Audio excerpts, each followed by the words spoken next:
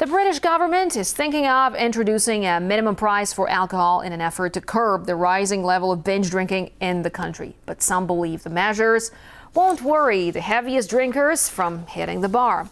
RT's Ivor Bennett takes a look.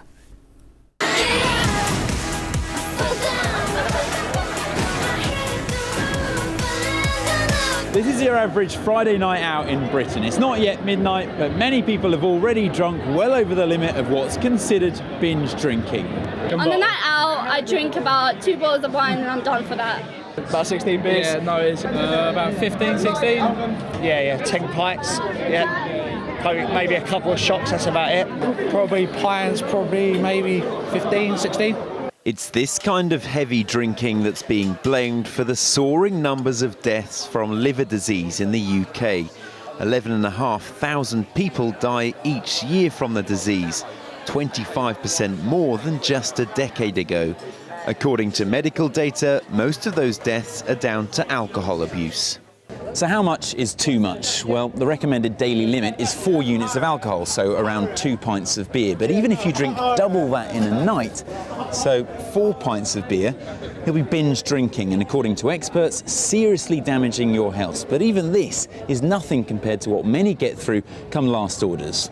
What are you into tonight? Right. Well, on my agenda, I think I might have a few Jaeger bombs, a few pints, I might have a few Red Bulls and vodkas, I might have a few shots of Sambuca. I do like a double Jack Daniels and Coke. An amount 6 times more than what's considered safe by alcohol advice groups. Well, there is a very great need to address the alcohol misuse issue in the United Kingdom. The short and long-term side of it is, on the short term, there are issues around gaining weight, getting in trouble, potentially putting yourself at physical risk or violence or something along those lines. Those are all short-term issues that need to be addressed. Then you have the longer-term health issues, which are issues around heart disease, cancer, liver disease. The government blames supermarkets for selling booze at rock-bottom prices. Just £20 can buy you as many as 40 cans of strong cider. It now wants to ban these multi-buy discounts and impose a minimum price of 40 pence per unit. It'll force supermarkets to effectively double their prices on the cheapest drinks, but the industry's adamant it's not cost that's causing the trouble. The heaviest drinkers, people who drink problematic levels of alcohol, are least likely to be deterred from drinking by price rises.